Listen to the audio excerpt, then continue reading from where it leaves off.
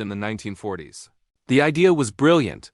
Get rid of the traditional fuselage and tail to reduce drag and increase range and payload. It was a radical concept, powered by 4 massive propeller engines. Test pilots said flying it felt like surfing on air, incredibly smooth and stable. However, the complex propeller system was its Achilles heel, constantly causing vibrations and mechanical nightmares. The project was eventually cancelled, but was it a failure? Absolutely not. Decades later,